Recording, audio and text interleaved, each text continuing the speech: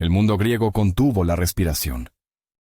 292 espartanos, guerreros criados desde la infancia para morir antes que rendirse, depusieron sus escudos en la isla de Esfacteria y se entregaron como prisioneros. La noticia recorrió el Egeo como un incendio forestal, susurrada con incredulidad en los mercados de Mileto y en las asambleas de Argos. Los espartanos, el terror de Grecia, el patrón oro del valor militar, hechos prisioneros. Era impensable.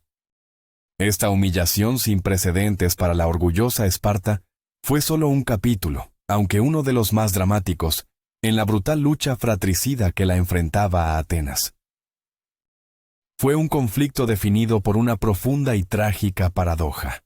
La mayor fortaleza de cada una de estas dos grandes ciudades-estado sería, irónicamente, la semilla de su propia destrucción. Para Esparta, su invencible ejército terrestre, una máquina de guerra perfecta en campo abierto. Para Atenas, su deslumbrante imperio naval y sus murallas inexpugnables, el escudo que la convertía en una isla en medio del continente. Esta guerra, que duraría casi 3 décadas, no sería solo una prueba de fuerza, sino una lección sangrienta sobre cómo la arrogancia, el miedo y el destino pueden convertir los mayores dones en las más terribles maldiciones.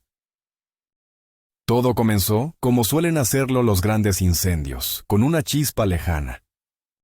En el año 433 a.C., una paz de 30 años, sellada tras conflictos anteriores, mantenía una frágil calma entre Atenas y Esparta. Atenas vivía su edad de oro, una ciudad de una riqueza y un esplendor inigualables en toda Hélade. Su poder se proyectaba a través de la Liga de Delos, una alianza que, con el tiempo, se había transformado en un imperio marítimo. Pero este crecimiento no pasaba desapercibido. En el Peloponeso, la ciudad de Corinto, un aliado clave de Esparta y una potencia comercial por derecho propio, sentía la sombra ateniense cernirse sobre sus rutas comerciales y sus colonias. La tensión encontró su epicentro en un rincón remoto del mapa griego. La isla de Corcira, una antigua colonia corintia poseedora de la tercera flota más grande de Grecia, se vio envuelta en una disputa con Epidamnos, otra colonia bajo la influencia de Corinto. Cuando Corinto apoyó a Epidamnos, Corcira se sintió traicionada y amenazada. Desesperada hizo lo impensable. Buscó la ayuda de Atenas. En la Pnix, la colina donde la asamblea ateniense se reunía, el aire estaba cargado de debate. Los emisarios de Corcira, con la urgencia grabada en sus rostros, se presentaron ante Pericles y el pueblo. Sus palabras fueron una obra maestra de realismo político. Solo hay 3 flotas navales relevantes en Grecia, la vuestra, la nuestra y la de Corinto. Si somos dominados y nuestra flota es capturada, tendréis que luchar contra una fuerza combinada mayor que la vuestra. El argumento era irrefutable. Pericles, el líder visionario de Atenas, un hombre cuya prudencia era tan legendaria como su oratoria, comprendió el dilema.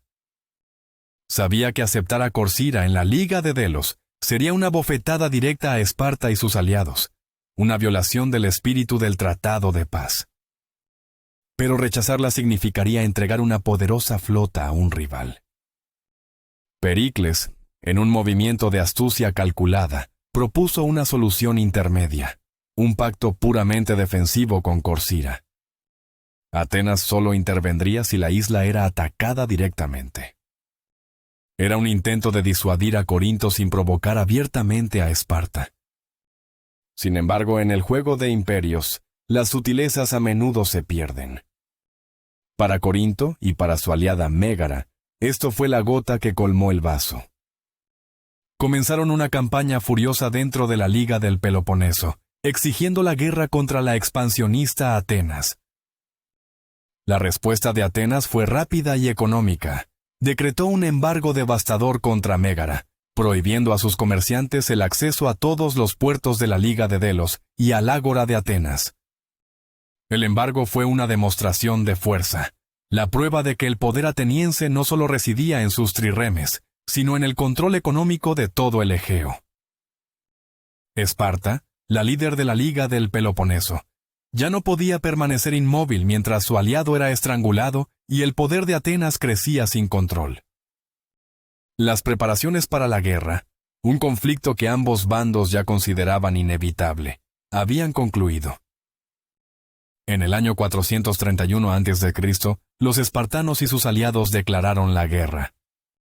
El temido ejército espartano, hombres que eran soldados desde la cuna, se puso en marcha hacia la región del Ática, con Atenas en su punto de mira. La guerra del Peloponeso había comenzado. La estrategia espartana era tan brutal como clásica. Liderados por su rey Arquídamo, el ejército del Peloponeso, una fuerza virtualmente invencible en tierra, cruzó la frontera del Ática y comenzó a destruir sistemáticamente el campo que alimentaba a Atenas. El humo de las granjas en llamas se alzaba hacia el cielo, visible desde las murallas de la ciudad. Los olivos centenarios eran talados, las viñas arrancadas.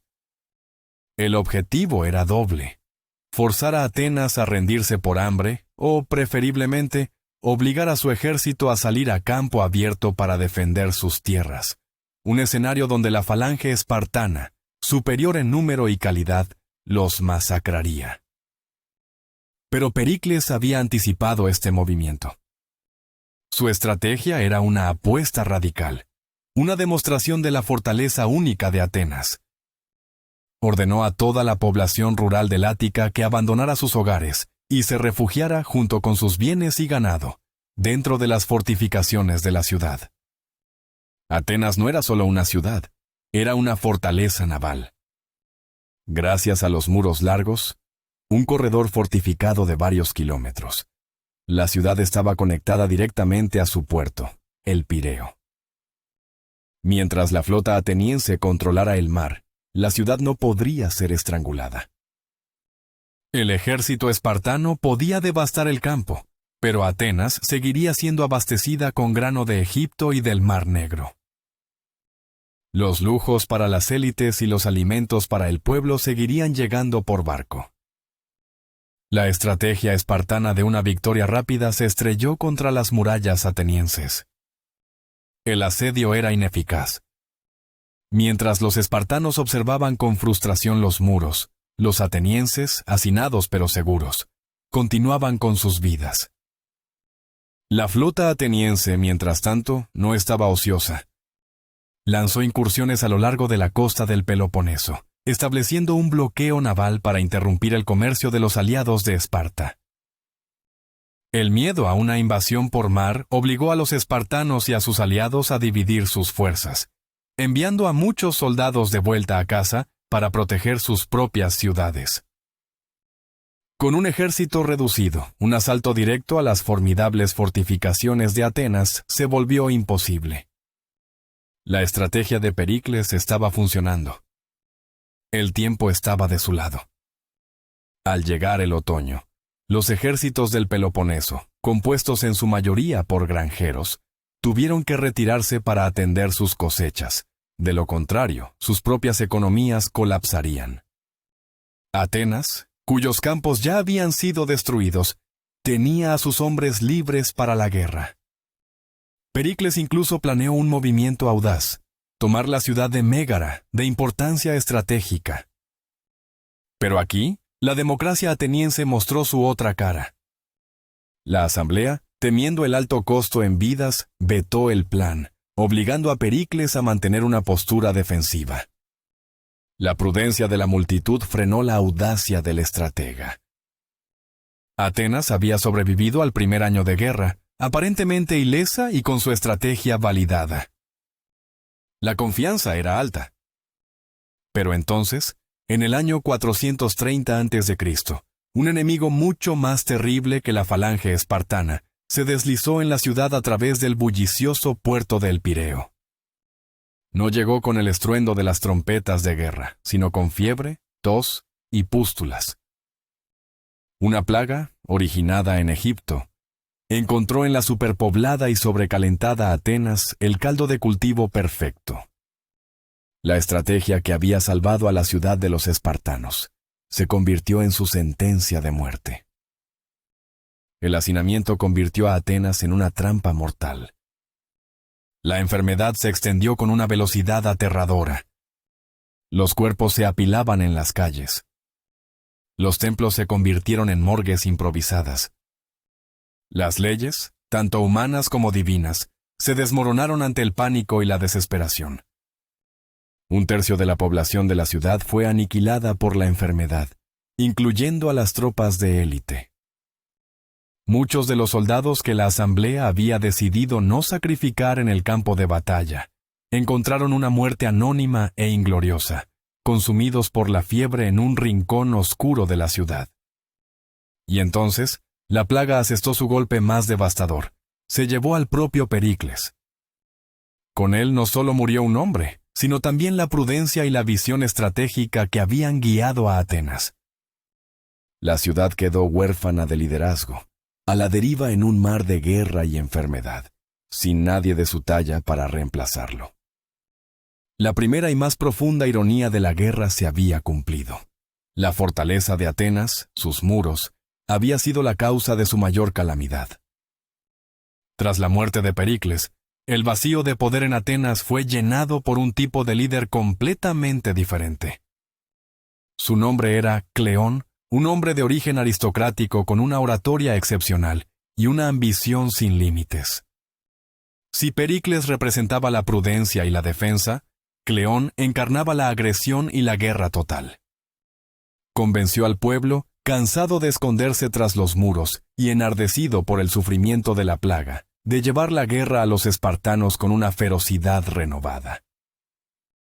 Y, al principio, su estrategia pareció dar frutos. En el 429 a.C., la flota ateniense, a pesar de ser numéricamente inferior, obtuvo 2 victorias navales cruciales contra las flotas combinadas de Esparta y Corinto. La habilidad y la experiencia de los marineros atenienses marcaron la diferencia, reafirmando su dominio en el mar. Pero el liderazgo de Cleón también trajo una nueva brutalidad al conflicto. Cuando la ciudad de Mitilene, en la isla de Lesbos, intentó abandonar la Liga de Delos con la ayuda de Esparta, Atenas envió tropas que aplastaron la revuelta. Un Cleón enfurecido se presentó ante la asamblea y exigió, como castigo por la traición, la masacre de toda la población masculina de Mitilene y la esclavitud de sus mujeres y niños. La asamblea, en un primer momento de furia, aprobó el decreto. Sin embargo, al día siguiente, en un raro momento de reflexión y horror ante su propia decisión, la asamblea volvió a debatir y revocó la orden, decidiendo castigar solo a los líderes de la sublevación. Fue una muestra de que el alma de Atenas todavía luchaba entre la crueldad imperial y los ideales democráticos. Mientras Atenas lidiaba con sus rebeliones internas, el conflicto se extendía por toda Grecia. La ciudad de Tebas, enemiga acérrima de Atenas, atacó y destruyó Platea, una ciudad aliada de los atenienses. Cleón, buscando venganza, preparó una campaña contra Beocia, la región controlada por Tebas. Bajo el mando del general Nicias, el ala más moderada, los atenienses lograron una victoria, pero la campaña se vio truncada por los acontecimientos en otros frentes. El general Demóstenes, uno de los comandantes más audaces de Atenas, había lanzado una campaña en Etolia, pero sufrió una inesperada derrota. Esto envalentonó a la Liga del Peloponeso, que decidió atacar a los aliados de Atenas en la región. Demóstenes fue enviado de nuevo y esta vez demostró su genio militar, derrotando a Esparta y sus aliados en las batallas de Olpae e Idomene.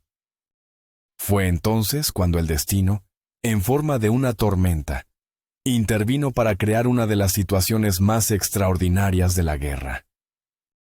La flota de Demóstenes, en ruta para ayudar a liberar la isla de Corcira de una invasión espartana, fue desviada por una tempestad y obligada a refugiarse en la costa del Peloponeso, cerca de un lugar llamado Pilos.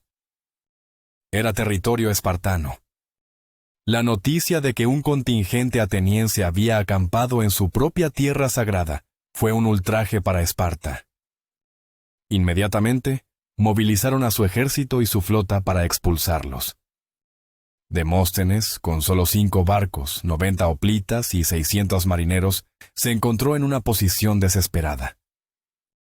Con una previsión asombrosa, utilizó 3 de sus barcos para construir un pequeño fuerte improvisado en la costa, y envió los otros 2 en una misión desesperada en busca de refuerzos.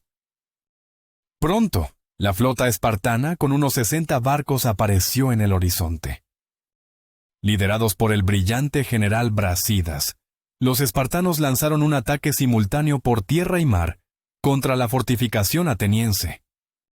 Brasidas, luchando como siempre en la vanguardia, desembarcó en la playa y lideró el asalto, pero las defensas atenienses, aunque precarias, repelieron las oleadas de ataques espartanos. En uno de estos feroces combates, el propio Brasidas fue gravemente herido y tuvo que ser retirado del campo de batalla.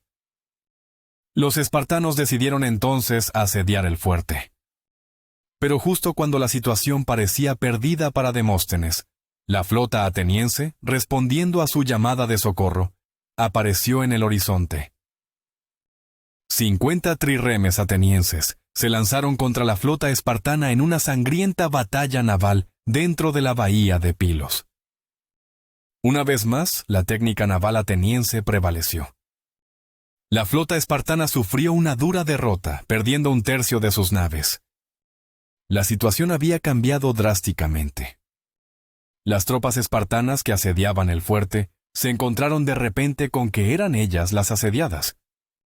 Demóstenes y sus hombres fueron rescatados, y ahora 440 soldados espartanos de élite, que habían desembarcado en la cercana isla de Esfacteria para rodear a los atenienses, se encontraron completamente aislados y rodeados por la victoriosa armada ateniense.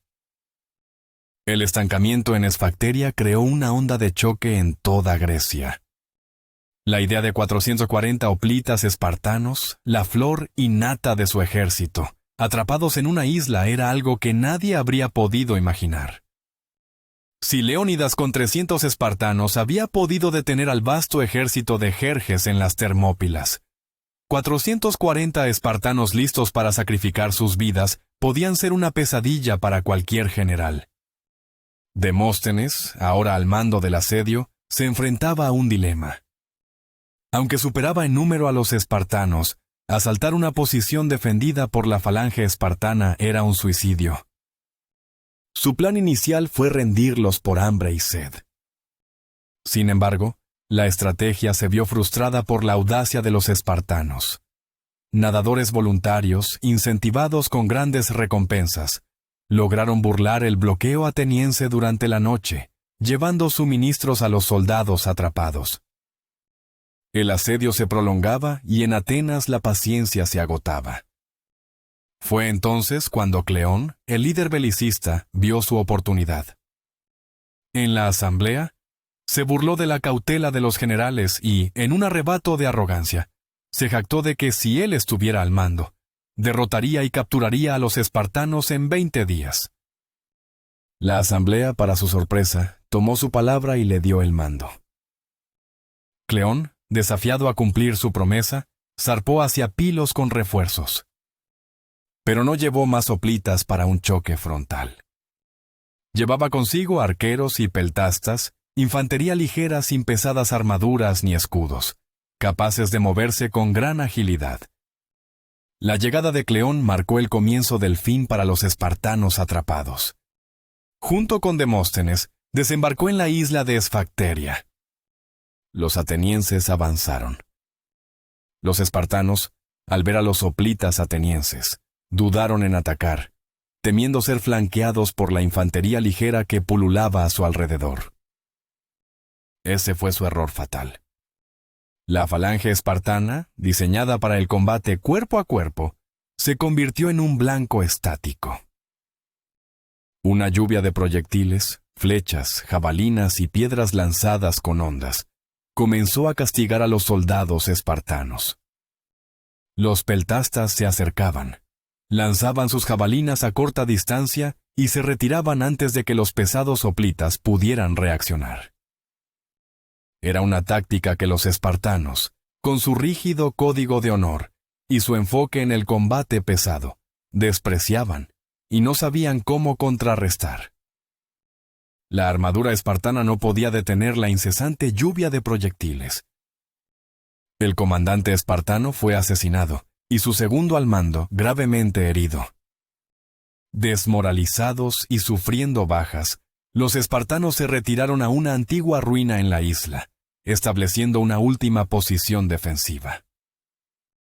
Allí resistieron, pero pronto se vieron completamente rodeados. Sin esperanza de victoria ni de rescate, ocurrió lo impensable. El comandante espartano en funciones, viendo la inutilidad de seguir luchando, pidió una tregua para consultar con el mando en el continente. La respuesta fue lacónica: decidid por vosotros mismos, pero no hagáis nada deshonroso. Ante esto, sin más opciones, los espartanos depusieron sus armas y se rindieron. La noticia de la rendición espartana en Esfacteria fue el momento más humillante en la historia de Esparta. De los 440 soldados que lucharon, 292 fueron hechos prisioneros, entre ellos 120 espartiatas, descendientes de las familias más nobles de Esparta. El mito de su invencibilidad y su lema de volver con el escudo sobre él se hizo añicos. Esparta, profundamente humillada, presentó una propuesta de paz a Atenas a cambio de la devolución de sus prisioneros. Pero Cleón, ahora en la cima de su popularidad, regresó a Atenas como un héroe triunfante. Idolatrado por el pueblo, rechazó la propuesta de paz. En su lugar, emitió una amenaza. Si Esparta se atrevía a invadir el Ática de nuevo, todos los prisioneros espartanos serían ejecutados. Por primera vez en años, la población ateniense pudo volver a cultivar sus campos con seguridad. El momento era extraordinariamente favorable para Atenas y la Liga de Delos, que se prepararon para expandir aún más las fronteras del imperio. Atenas había logrado humillar a su archienemigo de la manera más profunda posible. La arrogancia ateniense, alimentada por esta victoria sin precedentes, alcanzó nuevas cotas. La arrogancia, sin embargo, es una consejera peligrosa. El momento de euforia ateniense no duraría mucho. Creyéndose invencible, Atenas se involucró en una nueva campaña en Beocia. La ciudad de Delio, subordinada a Tebas, decidió cambiar de bando y unirse a la Liga de Delos, pidiendo protección a Atenas. Atenas envió su ejército, y como era de esperar, Tebas envió el suyo para sofocar la traición. En la batalla de Delio, el ejército tebano, bajo el mando del innovador general Pagondas, utilizó nuevas tácticas, como una falange de mayor profundidad en un flanco, y aplastó a los atenienses. La derrota fue un duro golpe para la moral ateniense y una inyección de esperanza para la Liga del Peloponeso. Se dieron cuenta de que la guerra, que parecía perdida, no estaba decidida. Esparta, aprovechando la momentánea debilidad de Atenas, decidió pasar a la ofensiva. No podían atacar el Ática debido a la amenaza que pesaba sobre sus prisioneros, así que el brillante general Brasidas dirigió su atención al norte, a las ricas colonias atenienses en Tracia. Su objetivo era Anfípolis, una ciudad de gran importancia estratégica. Tras un rápido asedio, Brasidas, mostrando tanto habilidad militar como diplomática, ofreció a la ciudad una rendición honorable. Garantizaba un salvoconducto para cualquiera que quisiera irse y el respeto de la propiedad para los que se quedaran.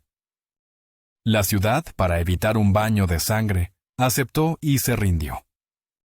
La caída de Anfípolis fue un desastre para Atenas. Viendo el riesgo de que Brasidas conquistara una colonia tras otra, Atenas envió a su mejor hombre, el héroe de Esfacteria, Cleón, al mando de un ejército para detenerlo. Después de reconquistar algunas ciudades, Cleón decidió atacar directamente al ejército de Brasidas en Anfípolis. Sin embargo, subestimó a su oponente. Mientras esperaba refuerzos antes de lanzar el asalto final, Brásidas notó que una victoria sería imposible si el ejército ateniense se fortalecía.